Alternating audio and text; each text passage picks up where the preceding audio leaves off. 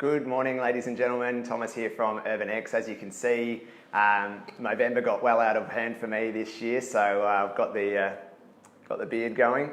But on a serious note, I just wanted to touch on something that's been, obviously at this time of year I always get asked what to expect from next year, and it's usually pretty hard to tell, in fact impossible without the crystal ball. But indicators are, because there's been so few properties hitting the market throughout the general high period, which has been the springtime, usually you'll hear that referred to as the spring selling season because there's so many properties that will hit the market during that time. This year we haven't seen that. There's been, across the board, around 40% less properties on the market than the same period last year, and around 25% more buyer inquiry. A lot of factors around that, I've spoken about those before, but what we've seen is there's such a backlog of buyers there.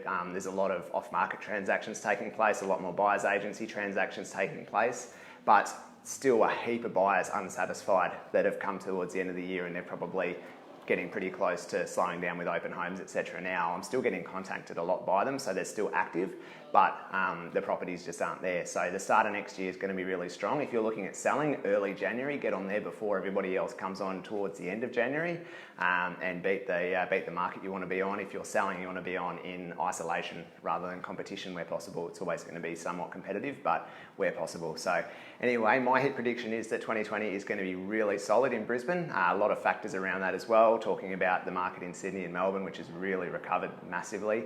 But at the moment, Brisbane's really strong, heaps of buyers, absolute seller's market at the moment. So get out there, and if you're ready to sell, I'd be starting to talk with an agent fairly soon. Thanks very much. See you later.